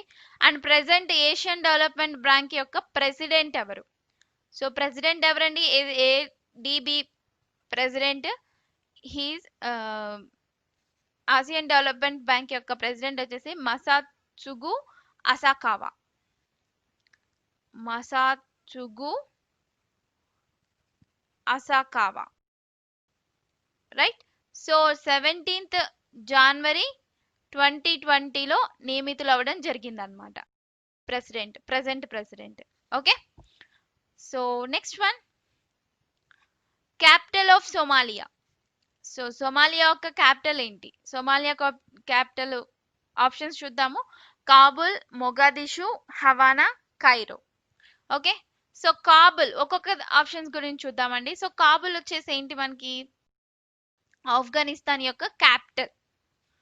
సో ఇక్కడ ఉన్న 4 ఆప్షన్స్ కూడా మనకి క్యాపిటల్స్ అండి, ఏదో ఒక కంట్రీ యొక్క క్యాపిటల్. సో ఆ క్యాపిటల్ ఏంటి అని చూస్తే మనకి కాబుల్ అనేది ఏ దేశ క్యాపిటల్ అంటే ఆఫ్ఘనిస్తాన్ యొక్క రాజధాని కాబుల్. హవానా వచ్చేసి ఏ దేశ రాజధాని అంటే క్యూబా. ఓకే, సో క్యూబా నగరం యొక్క క్యాపిటల్ వచ్చేసి హవానా. నెక్స్ట్ కైరో వచ్చేసి ఈజిప్ట్ యొక్క క్యాపిటల్, రైట్. సో మిగిలింది ఏంటి? మొగాదిషు, ఇది వచ్చేసి సోమాలియా యొక్క క్యాపిటల్ అండి. Option B is the correct one, right. So Somalia గురించి చూసుకుంటే మనకి ఇంకా స్ట్రాటజీలో, సో సోమాలియా ప్రెసిడెంట్ ఎవరు ప్రెసెంట్ అనుకుంటే మొహమ్మద్ అబ్దుల్లాహి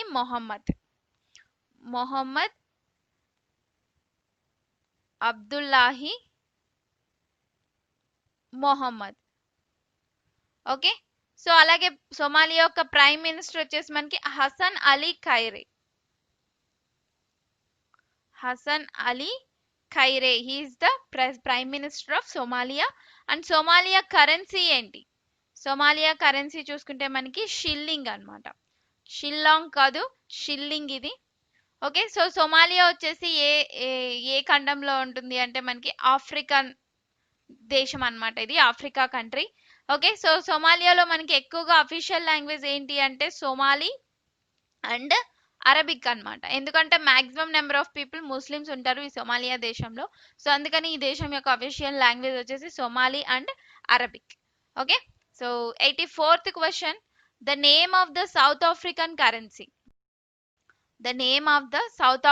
కరెన్సీ, దక్షిణ ఆఫ్రికా యొక్క కరెన్సీ పేరేంటి అని అడుగుతున్నారు. Options euro, peso, rand, none of the above. So euro వచ్చేసి మనకి ఏ దేశ కరెన్సీ అండి? సో నార్మల్ గా యూరో వచ్చేసి చాలా దేశాలకు ఉన్నాయి. మెయిన్ గా చెప్పాలి అంటే యూరోపియన్ యూనియన్ కంట్రీస్ ఉన్నాయి కదా, European union countries. So total గా మనకి 19 మెంబర్ స్టేట్స్ కి యూరో కరెన్సీ అనేది ఉంది. And next peso. So peso అనేది ఏ దేశ కరెన్సీ అంటే ఫిలిప్పైన్స్ దేశ కరెన్సీ. ఫిలిప్పైన్ యొక్క దేశ కరెన్సీ ఏంటి? Peso. So rand is the South African currency అన్నమాట. సో కరెక్ట్ ఆన్సర్ వచ్చేసి రాండ్, సౌత్ ఆఫ్రికన్ రాండ్ అంటాము. సో ఆన్సర్ ఇస్ సి అండి. సో సౌత్ ఆఫ్రికా వచ్చింది కాబట్టి సౌత్ ఆఫ్రికా యొక్క క్యాపిటల్ ఏంటి మనకి? ఇక్కడ మనకి 3 క్యాపిటల్స్ ఉన్నాయి, లైక్ ఎగ్జిక్యూటివ్, జ్యుడిషియల్, అలాగే లెజిస్లేటివ్. సో ఎగ్జిక్యూటివ్ వచ్చేసి ఏ క్యాపిటల్ మనకి అంటే ప్రిటోరియా, రైట్. సో జ్యుడిషియల్ పరంగా వచ్చేసి ఏది అంటే Bloemfontein. And next legislative పరంగా చూసుకుంటే Cape Town. South Africa capitals వచ్చేసి. Okay, so South Africa president ఎవరు మనకి? సిరిల్ రామాఫోసా. సో ఇతను మనకి గణతంత్ర దినోత్సవ వేడుకలు కూడా రావడం జరిగింది, south Africa president. So next 85th question, which city is named Rome of the east? So Rome of the East అని చెప్పి ఏ నగరానికి పేరు? ఆప్షన్స్ ఏంటి మనకి? మ్యాంగ్లూర్, బెంగళూరు, కేరళ, తమిళనాడు. సో ఈ 4 సిటీస్ లో మనకి ఏ సిటీని రోమ్ ఆఫ్ ద ఈస్ట్ అని అంటారు అంటే option A is the correct one అండి, మ్యాంగ్లూర్ ఆర్ మంగళూరు.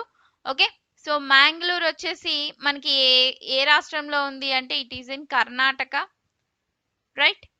సో ఇంకొకటి, మ్యాంగ్లూర్ని ఎందుకు రోమ్ ఆఫ్ ద ఈస్ట్ అని అంటారు అంటే, సో మనకి రోమ్ అనే నగరం వచ్చేసి చాలా ప్రాచీనకరమైనది అనమాట. It is an ancient city.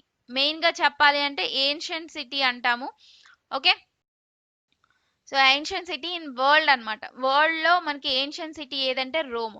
So ancient city అంటే దాంట్లో ఉన్నటువంటి ఆర్కిటెక్చర్ కానివ్వండి, బ్రోంజ్ స్టేటస్ కానివ్వండి, ఓల్డ్ చర్చలు, అలాగే దాంట్లో ఉన్నటువంటి హిస్టారిక్ బిల్డింగ్స్, ఇవన్నీ కూడా చాలా పురాతనంగా ప్రాచీన కాలమైనవి అనమాట.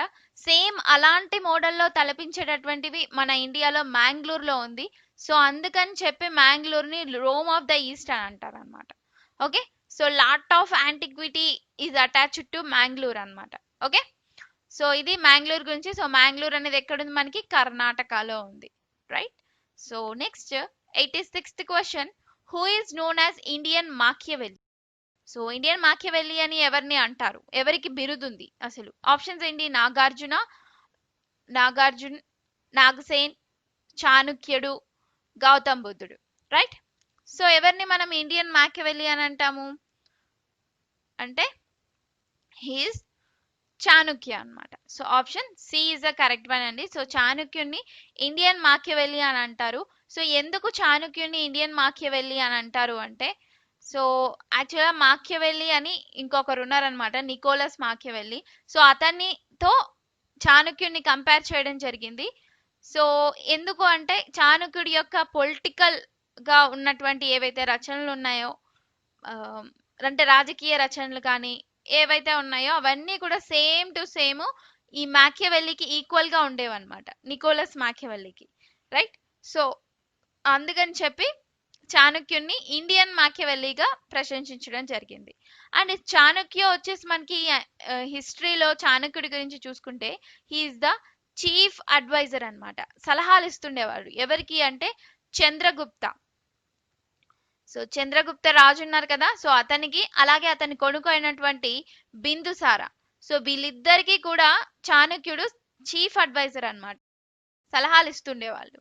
అలాగే చాణుక్యకి ఇంకా 2 పేర్లు ఉన్నాయి, అవి వచ్చేసి మనకి కౌటిల్య. సో కౌటిల్య అన్న చాణుక్యనే, అలాగే ఇంకొకటి వచ్చేసి విష్ణుగుప్త. సో విష్ణుగుప్త అన్న కానీ మనకి చాణుక్యుడే అన్నమాట, రైట్? సో ఇది చాణుక్యుడి గురించి. అండ్ నెక్స్ట్ ఇక్కడ మిగిలిన ఆప్షన్స్ చూసుకుంటే నాగార్జున. సో నాగార్జున వచ్చేసి హీఈస్ ఎ బుద్ధిస్ట్ ఫిలాసఫర్ అన్నమాట, బుద్ధిస్ట్ ఫిలాసఫర్ అంటే బుద్ధిజం గురించి చెప్తూ ఉంటారు. And next Nagasena.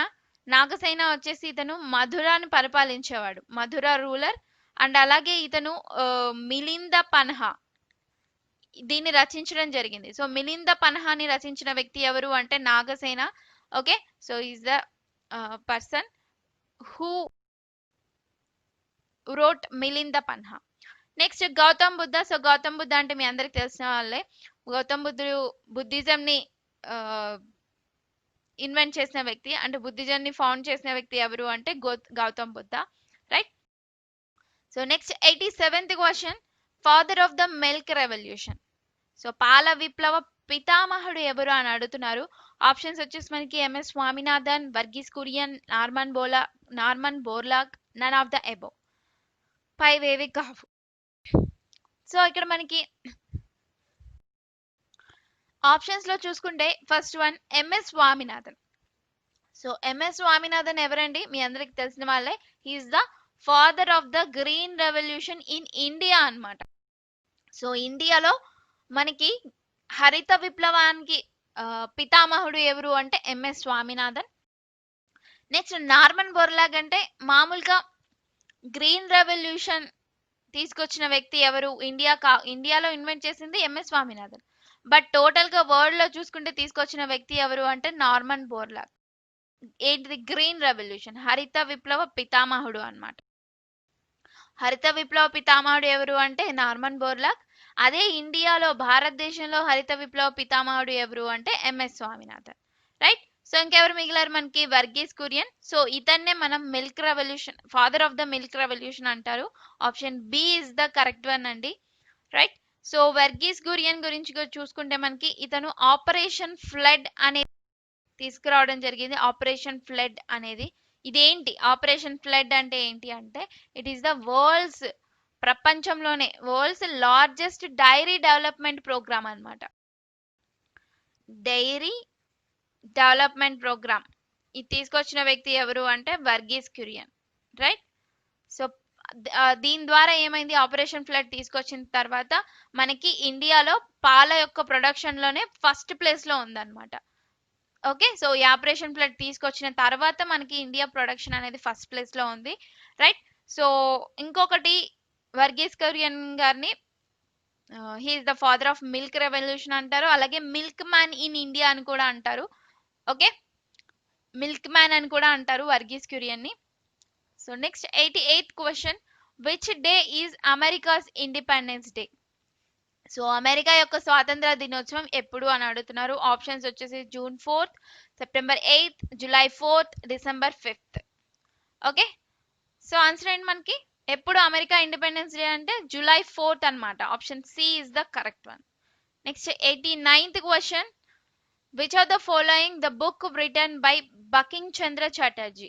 ఈ క్రింది వాటిలో బకింగ్ చంద్ర చటర్జీ రచించినటువంటి పుస్తకం ఏంటిది అని అడుగుతున్నారు. సో ఆప్షన్స్ ఏంటి? Anand Vihar, Anand Math, the inheritance of loss, all the above. పైవన్నీ రైట్. సో ఇక్కడ చూసుకుంటే ఒక్కొక్కటి. ఆనంద్ విహార్. సో ఆనంద్ విహార్ అనేది అసలు ఏ బుక్ లేదండి. సో జస్ట్ ఊరికే ఆప్షన్ పెట్టాము. నెక్స్ట్ ఆనంద్ మఠ్. సో ఆనంద్ మఠ్ రచించిన వ్యక్తి ఎవరు అంటే Bankim Chandra Chatterjee. And next the inheritance of loss. Inheritance of loss ని రచించిన వ్యక్తి ఎవరు అంటే Kiran Desai. Kiran Desai. Okay, so answer వచ్చేసి ఏంటిది మనకి? ఆనంద్ మఠ్ అన్నమాట. ఈ నవల ఆధారంగానే మనకి వందే మాత్రం. సో వందే మాత్రాన్ని రచించిన వ్యక్తి ఎవరు మనకి? బంకిం చంద్ర చటర్జీ. బంకిం చంద్ర చటర్జీ అంటాము రైట్. సో ఇతను వందే మాత్రం రచించడం జరిగింది. సో అలాగే వందే మాత్రం రచించడానికి సోర్స్ ఏంటిది అంటే ఈ ఆనంద్ మఠ్ నవల అన్నమాట. ఓకే, సో ఈ నవల ఆధారంగా ఇది రావడం జరిగింది రైట్. సో ఇది ఆనంద్ మఠ్. సో వందే మాత్రం బంకిం చంద్ర చటర్జీ రచించారు. అయితే జనగణమనని మన జాతీయ గీతంని ఎవరు రచించారు? సో అది కామెంట్ సెక్షన్ లో ఆన్సర్ చేయండి right. So next question, 90th question. The total number of judges when the supreme court was founded? Supreme court స్థాపించినప్పుడు మొత్తం న్యాయమూర్తుల సంఖ్య అని అడుగుతున్నారు. సో ఆప్షన్స్ ఏంటి? 14, 6, 10, 8. So what is the answer అండి? The total number of judges when the supreme court was founded. So supreme court గురించి చూసినాం కాబట్టి సో ఫస్ట్ సుప్రీం కోర్ట్ ఎప్పుడు స్టార్ట్ అయిందో చూద్దాము. సో 1937లో. అప్పుడు మనకి సుప్రీం కోర్ట్ ఇంకా తీసుకురాలేదు. ఫస్ట్ మనకి తీసుకొచ్చింది ఫెడరల్ కోర్ట్ ఆఫ్ ఇండియా అన్నమాట right. So federal court of India అని చెప్పి స్థాపించారు ఎప్పుడు? 1937లో. ఆ తర్వాత 1950 ఈ సంవత్సరం నాటికి మనకి సుప్రీం కోర్ట్ ఆఫ్ ఇండియాని స్థాపించడం జరిగింది అనమాట. సో ఆ టైంలో మనకి మొత్తం న్యాయమూర్తులు జడ్జెస్ ఎంతమంది అంటే option D is the correct one అండి. సో ఆప్షన్ డి 8 మెంబర్స్ ఉన్నారు. సో టోటల్ గా 1+7 అన్నమాట. ఆ టైంలో అంటే ఒక చీఫ్ జస్టిస్ ఆఫ్ ఇండియా ఉంటారు అండ్ రిమైనింగ్ జడ్జెస్ ఉంటారు అనమాట. ఓకే, సో ఇంతమంది ఉండేవాళ్ళు. సో ప్రెసెంట్ ఎంతమంది ఉంటున్నారు? ప్రెసెంట్ జడ్జెస్ వచ్చేసి 1+33 రైట్. సో ఒకరు ఎవరు ఉంటారు మనకి? సిజేఐ ఉంటారు. రిమైనింగ్ అంతా కూడా న్యాయమూర్తులు ఉంటారు అనమాట. ప్రెసెంట్ 1+33. ఆ present chief justice of India ఎవరండి? S Arvind Bobde. Arvind Bobde right. So అలాగే మనకి బెంచ్ కూడా ఉంది రైట్. కొలీజియం అంటాం కదా. సో కొలీజియంలో కూడా 1+3 మెంబర్స్ ఉంటారు right. So next first CJI ఎవరు? ప్రెసెంట్ సీజేఐ వచ్చేసి S Arvind Bobde. So first CJI ఎవరు మనకి? సుప్రీంకోర్టు స్థాపించినప్పుడు ఐ మీన్ 1950 స్థాపించారు కదా సుప్రీంకోర్టు. ఆ టైంలో మనకి ఫస్ట్ సీజేఐ ఎవరు అంటే హెచ్జే కానియా రైట్. సో ఇది దీని గురించి సుప్రీంకోర్టు గురించి. సో ఆన్సర్ వచ్చేసి ఆప్షన్ డి అండి. 1+7 మెంబర్స్ ఉంటారు. సో టోటల్ గా అడుగుతున్నారు కాబట్టి మనకి 8 members is the answer.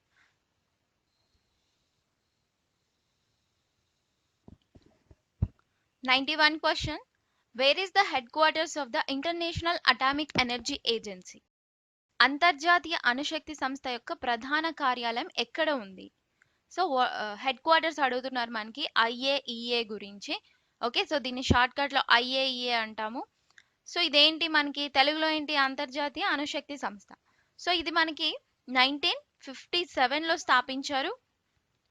So present దీంట్లో 171 మెంబర్ స్టేట్స్ ఉన్నాయి. అలాగే దీనికి ఒక డైరెక్టర్ జనరల్ కూడా ఉంటారు. Director general. సో అతని పేరు ప్రెసెంట్ ఉన్నటువంటి డైరెక్టర్ జనరల్ వచ్చేసి Rafael Grossi. Rafael Grossi, he is the director general of atomic energy agency.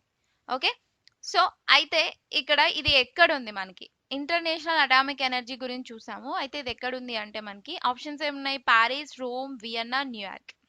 So answer ఏంటి? It is in Vienna. So option C is the correct one అండి. Vienna వచ్చేసి మనకి ఎక్కడుంది? ఆస్ట్రియాలో ఉంది, రైట్? సో ఆస్ట్రియా అనేది ఒక Europe country. So Europe country కాబట్టి so దీని యొక్క కరెన్సీ కూడా ఏముంటుంది మనకి? Euro is the currency of Austria.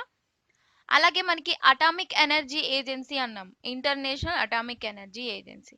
ఇది ఏం చేస్తుంది అంటే అటామిక్ ఎనర్జీ ఏదైతే ఉందో అణుశక్తి, సో దాన్ని ఓన్లీ పీస్ఫుల్ గా యూజ్ చేసే వాటి కోసమే యూజ్ చేసేటట్లు చేయాలన్నమాట.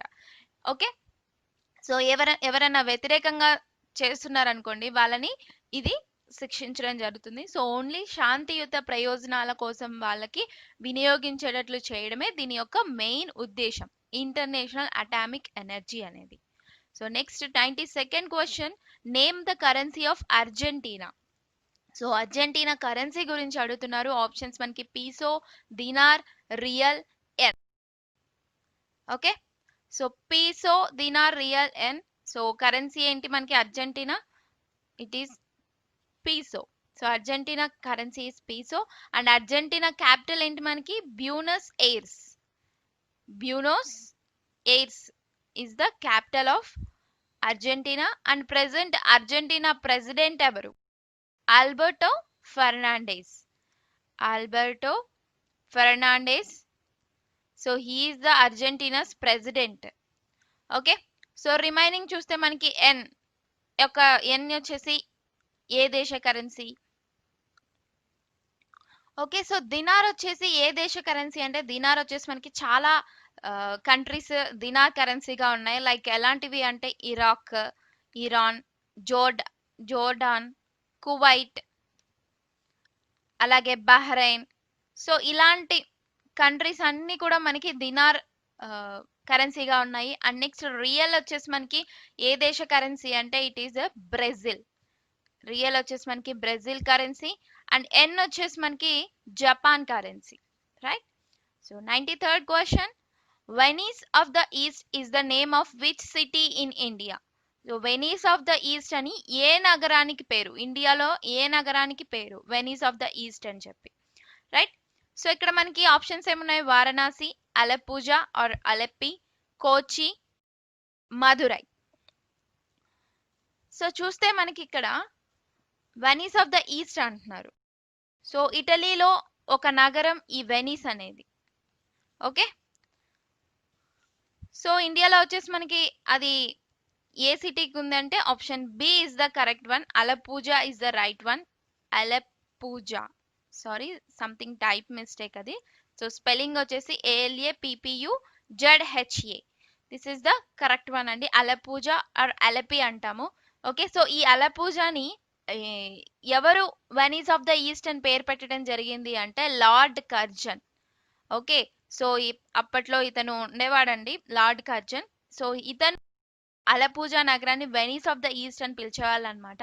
ఎందుకు ఆ నగరాన్ని ఆ విధంగా అతను పిలవడం జరిగింది అంటే అలెప్పూజా అనేది మనకి దాంట్లో కెనాల్స్ కానివ్వండి, బ్యాక్ వాటర్స్ కానివ్వండి, అలాగే బీచెస్ కానివ్వండి, సో ఇవన్నీ కూడా ఉండేవన్నమాట. సో అందుకని చెప్పి వెనీస్ ఆఫ్ ద ఈస్ట్ అని చెప్పి పిలవడం జరిగింది, అలెప్పూజా అలెపి. సో ఇది ఎక్కడుంది మనకి? కేరళలో ఉంది.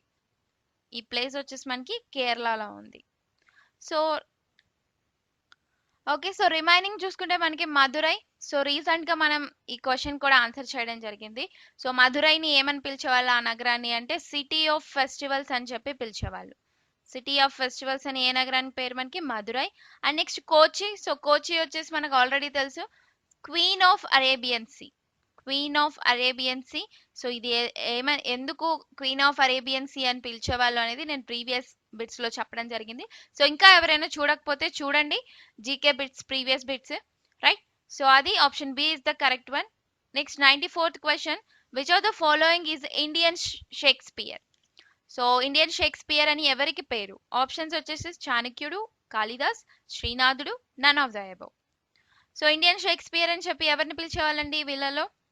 He's the Kalidas. Option B is the correct one. So Kalidas ని ఇండియన్ షేక్స్పియర్ అని పిలిచేవాళ్ళు. సో ఎందుకు అంటే సో షేక్స్పియర్ వచ్చేసి మనకి ఏంటి ఇంగ్లీష్ పోయట్రీలో ఫేమస్ పర్సన్ అనమాట. ఇంగ్లీష్ లిటరేచర్లో కానీ, ఇంగ్లీష్కి సంబంధించి నోవెల్స్లో కానీ షేక్స్పియర్ నోవెల్స్ అని చెప్పి చాలా ఫేమస్ లిటరేచర్కి సంబంధించి. సో అదే విధంగా ఇండియన్ షేక్స్పియర్ అని చెప్పి ఎందుకు కాళిదాస్ని పిలిచేవాళ్ళంటే కాళిదాస్ వచ్చేసి ఇండియన్ సాంస్క్రిట్ లాంగ్వేజెస్లో ఫేమస్ అన్నమాట. సంస్కృత లాంగ్వేజ్లో ఇతని లిటరేచర్ వర్క్స్ కానీ ఇవి అన్ని చాలా ఫేమస్ కాళిదాస్ రచనలు. సో అందుకని ఇతన్ని ఇండియన్ షేక్స్పియర్స్తో కంపేర్ చేయడం జరిగింది. సారీ, అతన్ని ఇండియన్ షేక్స్పియర్గా కంపేర్ చేయడం జరిగింది. రైట్. సో కాళిదాస్ రచించిన వాటిలో మెయిన్గా ఒక రచన ఉంది, అది ఏంటి అంటే అభిజ్ఞాన శాకుంతలం. సో అభిజ్ఞాన శాకుంతలం ఎవరు రచించారు అంటే మనకి కాళిదాసుడు. Right. So next Srinatha. So he is a శ్రీనాథుడు వచ్చేసి మనకి ఇతను ఒక తెలుగు పోయెట్ అన్నమాట. సో తెలుగు లిటరేచర్లో ఎన్నో కవితలు ఎన్నో నోవెల్స్ రాయడం జరిగింది శ్రీనాథుడు గారు. ఓకే. సో నెక్స్ట్ చాణక్యుడు వచ్చేసి అర్థశాస్త్ర రచయిత, చాణక్య నీతి అని కూడా అంటాము. సో అర్థశాస్త్రాన్ని రచించింది చాణక్యుడు. Okay. So next 95th question, who is the father of public administration? ప్రభుత్వ పరిపాలన. పబ్లిక్ అడ్మినిస్ట్రేషన్ తెలుగులో ఏమంటాం? ప్రభుత్వ పరిపాలన. అయితే దాని పితామహుడు ఎవరు అంటున్నారు. సో యాక్చువల్గా మనకి పబ్లిక్ అడ్మినిస్ట్రేషన్ అని తీసుకొచ్చిందే మెయిన్ పర్సన్ ఇతను అనమాట. సో అతన్నే ఫాదర్ గా పిలవడం జరిగింది. ఓకే. సో ఆప్షన్స్ ఏంటి మనకి? Kautilya, Aristotle, Woodrow Wilson, Roosevelt. Right. So who is that person? He is Woodrow Wilson. So Woodrow Wilson ని he's the father of public administration అంటారు. సో యుఎస్ఏలో, యునైటెడ్ స్టేట్స్ ఆఫ్ అమెరికాలో ఇతన్ని ఫాదర్ ఆఫ్ పబ్లిక్ అడ్మినిస్ట్రేషన్ గా consider చేయడం జరిగింది.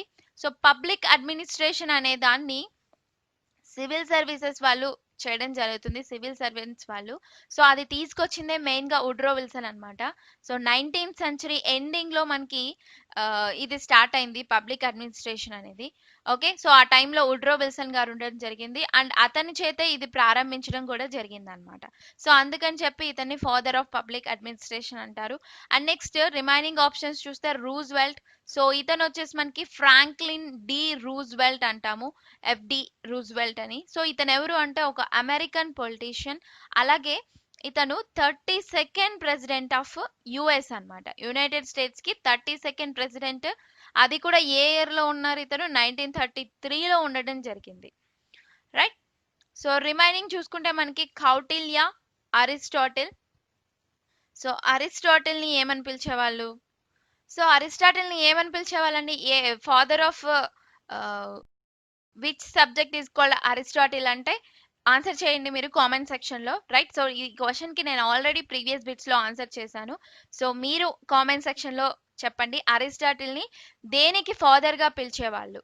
Okay. So next Kautilya. Kautilya వచ్చేసి మనకి he is none other than Chanakya అన్నమాట. సో చాణక్యని కౌటిల్య అంటారు. ఆర్ సమ్ అదర్ నేమ్ కూడా పిలిచేవాళ్ళు అనమాట, విష్ణు గుప్తా. సో విష్ణుగుప్త, కౌటిల్య, చాణక్య ఇవన్నీ కూడా చాణక్యుడికి ఉన్నటువంటి రిమైనింగ్ నేమ్స్ అన్నమాట. ఓకే. సో చాణక్య వచ్చేసి మనకి ఏంటి? ఇండియన్ మాఖ్యవెల్లి అని పిలిచేవాళ్ళు. రైట్. కౌటిల్యని ఏమని పిలిచేవాళ్ళు? Indian Machiavelli. Okay. So next question 96th question, how is the world celebrated on 5th June? Options ఏంటి మనకి? World environment day, world Adivasi day, world tourism day, none of the above. ప్రపంచవ్యాప్తంగా June 5వ తేదీని ఏ విధంగా పాటిస్తారు? సో ఆల్రెడీ మనకి 5th June is completed. So మీ అందరికీ తెలిసే ఉంటుంది ఆన్సర్ వచ్చేసి. అండ్ ఆన్సర్ తెలిస్తే కాదు, థీమ్ కూడా తెలుసుకోవాలి మనకి. సో ఇయర్ 2020కి సంబంధించి థీమ్ ఏంటి అని కూడా మనం తెలుసుకోవాలి. సో 5th June ఏం సెలబ్రేట్ చేసుకుంటాం మనం ఎవ్రీ ఇయర్ కూడా వరల్డ్ లో అంటే world environment day. Option A is the correct one అండి. సో ఈ ఇయర్ 2020కి థీమ్ ఏంటి? So what is the theme of world environment day? So it is celebrate biodiversity. So note down చేసుకోండి, చాలా important themes అనేవి. Celebrate biodiversity. Right. So ఇది మనకి ఈసారి theme వచ్చేసి. నెక్స్ట్ ఆదివాసీ డే. వరల్డ్ ఆదివాసీ డే ఎప్పుడు జరుపుకుంటాం మనం? August 9th జరుపుకోవడం జరుగుతుంది. అండ్ దీన్ని ఏ విధంగా జరుపుకుంటున్నారు అంటే international day of the world's indigenous people అంటే వీళ్ళే అన్నమాట, ఆదివాసీస్ ట్రైబల్ పీపుల్. సో వీళ్ళ గురించి సపరేట్ గా వాళ్ళ యొక్క ప్రొటెక్షన్ కోసం అండ్ వాళ్ళ యొక్క ఇంప్లిమెంటేషన్ అంటే వాళ్ళ యొక్క డెవలప్మెంట్ కోసం మెయిన్ గా అందరికీ తెలియాలి, అందరికీ అని చెప్పి ఇది ఒక డే అనేది వాళ్ళ కోసం సెలబ్రేట్ చేస్తారనమాట. ఎవ్రీ ఇయర్ కూడా ఆగస్ట్ 9న జరుపుకుంటారు. అది కూడా international day of world indigenous people గా జరుపుకోవడం జరుగుతుంది. నెక్స్ట్ వరల్డ్ టూరిజం డే, ప్రపంచ పర్యాటక దినోత్సవం. అది ఎప్పుడు జరుపుకుంటాం మనం? ఎవ్రీ ఇయర్ కూడా సెప్టెంబర్ 27th. సో ఈ డేట్ కూడా చాలా ఇంపార్టెంట్ అండి, ప్రపంచ పర్యాటక దినోత్సవం అనేది. 97th question, where is Vikram Sarabhai located? So Vikram Sarabhai అంతరిక్ష కేంద్రం అనేది ఎక్కడ ఉంది? సో ఎక్కడ ఉంది మనకి? ఇది ఆప్షన్స్ ఏంటి? Thiruvananthapuram, Bengaluru, Ahmedabad, none of the above. So Vikram Sarabhai space centre వచ్చేసి మనకి it is in Kerala, that is in Thiruvananthapuram. So తిరువనంతపురంలో మనకి విక్రమ్ సారాభాయ్ అంతరిక్ష కేంద్రం అనేది ఉంది. సో ఫస్ట్ లో ఇది మనకి అసలు ఇది ఎప్పుడు స్థాపించారు అంటే 1962లో స్థాపించడం జరిగింది, రైట్? ఓకే, సో 1962 కాదు, 1963. అండ్ ఫస్ట్ లో మనకి 1962లో TERLS, that means Thumba equatorial rocket launching station. Thumba equatorial rocket launching station first ఈ స్టేషన్ గా దీన్ని లాంచ్ చేయడం జరిగింది. Equatorial rocket launching station, right? TERLS. Okay, ఆ తర్వాత 1963లో ఏం జరిగింది అంటే దీని యొక్క పేరును మార్చేసి విక్రమ్ సారాభాయ్ అంతరిక్ష కేంద్రం అని చెప్పి పేరు మార్చడం జరిగింది, విక్రమ్ సారాభాయ్ స్పేస్ సెంటర్ అని చెప్పి, రైట్? సో అప్పుడు విక్రమ్ సారాభాయ్ గారి యొక్క గుర్తు అతని యొక్క అతని గుర్తింపుగా దీని నేమ్ ని చేంజ్ చేయడం జరిగింది. సో ఇంకొకటి, విక్రమ్ సారాభాయ్ని ఏమంటారు అంటే he is the father of Indian space programme అన్నమాట. ఇండియన్ స్పేస్ ప్రోగ్రామ్ కి సంబంధించి ఫాదర్ ఎవరు అంటే మనకి విక్రమ్ సారాభాయ్. అతని పేరు మీదమే మనకి విక్రమ్ సారాభాయ్ స్పేస్ సెంటర్ అనేది ఏర్పాటు చేయడం జరిగింది. ఎక్కడ అంటే it is in Thiruvananthapuram, Kerala, right? So next 98th question, when did the central government launch the project tiger scheme? So project tiger scheme అనేది కేంద్ర ప్రభుత్వం లాంచ్ చేసింది, అయితే ఎప్పుడు ప్రారంభించారు అని అడుగుతున్నారు. ఆప్షన్స్ వచ్చేసి మనకి 1984, 1973, 1980, 1982. సో ఇక్కడ మనకి మెయిన్ గా ఈ ఇయర్స్ వచ్చినప్పుడు మనం ఏం గుర్తుపెట్టుకోవాలి అంటే, సో డైరెక్ట్ గా థియరీలోకి వెళ్ళిపోవాలి. సో ప్రాజెక్ట్ టైగర్ స్కీమ్ అనేది లాంచ్ చేసింది ఎవరు? ఏ కేంద్ర ప్రభుత్వం ఉన్నప్పుడు దాన్ని లాంచ్ చేశారు? సో ఎప్పుడు లాంచ్ చేశారు అంటే ఇందిరాగాంధీ గవర్నమెంట్ ఉన్నప్పుడు దాన్ని లాంచ్ చేయడం జరిగింది. సో ఇందిరాగాంధీ గవర్నమెంట్ సెంట్రల్ లో ఉండడం జరిగింది. ఆవిడ ఏ ఇయర్ లో ఉన్నారు మెయిన్ గా తెలుసుకుంటే మనం ఆ ఇయర్స్ అనేవి ఈజీగా గుర్తుపెట్టుకోవచ్చు అనమాట.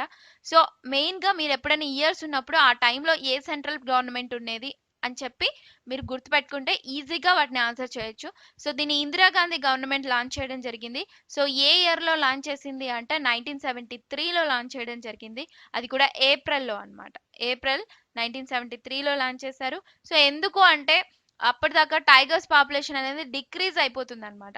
సో దాన్ని డెవలప్ చేయడం కోసం, ఇంకా ఇంక్రీజ్ చేయడం కోసం ఇది ఒక ప్రాజెక్ట్ ని తీసుకురావడం జరిగింది. సో ఎక్కడి నుంచి స్టార్ట్ చేశారు అంటే it is from Jim Corbett national park. Jim Corbett national park. So ఇది ఎక్కడ ఉంది మనకి Jim Corbett national park? It is in Uttarakhand, right? So అలాగే టైగర్ గురించి చూస్తే మనకి టైగర్ యొక్క సైంటిఫిక్ నేమ్ ఏంటి? సో ఇది మీరు ఆన్సర్ చేయండి, కామెంట్ సెక్షన్ లో పెట్టండి. ఖచ్చితంగా దీనికి నేను నెక్స్ట్ డే దీనికి ఆన్సర్ ఇస్తాను. టైగర్ యొక్క సైంటిఫిక్ నేమ్ ఏంటి? ఓకే, సో ఇది ప్రాజెక్ట్ టైగర్ స్కీమ్ గురించి. ఏ ఇయర్ లో లాంచ్ చేశారు? 1973లో లాంచ్ చేయడం జరిగింది. Next 99th question, where is the national research centre for spices? National research centre for spices అనే ఇన్స్టిట్యూట్ మనకి ఎక్కడ ఉంది అని అడుగుతున్నారు. సో ఆప్షన్స్ ఏంటి మనకి? తిరువనంతపురం, గుజరాత్, తమిళనాడు, కేరళ. సో యాక్చువల్ గా ఈ నేమ్ వచ్చేసి మనకి IISR అని అంటాము. అంటే Indian institute of spices research. Indian institute of spices research, right. So దీన్ని ఐఏఎస్ఆర్ గా పిలుస్తారు. అండ్ ఐఏఎస్ఆర్ అంటే వేరేది కూడా ఉంది. సో అయితే ఇది ఎక్కడుంది మనకి అంటే కోజికోడే. సో కోజికోడే ఎక్కడుంది మనకి? కేరళ అన్నమాట. సో ఆన్సర్ ఏంటి? Option D is the correct one అండి, right. So it is a subsidiary of ICAR అన్నమాట. ఐకార్ అంటే మనకి Indian council of agricultural research యొక్క సబ్సిడరీ ఇన్స్టిట్యూట్ ఇది. సో దీన్ని 1975లో దీన్ని స్థాపించడం జరిగింది కేరళ, అది కూడా ఇక్కడ Kozhikode. So next 100th question. The country known as Europe's play ground, or the country is known as, which country is known as play ground of Europe? So Europe క్రీడా స్థలం అని పిలువబడే దేశం ఏంటిది? ఆప్షన్స్ ఏంటి మనకి? France, Korea, Switzerland, Ireland, right. So అయితే ఏ కంట్రీని మనం ప్లే గ్రౌండ్ ఆఫ్ యూరప్ అంటాము?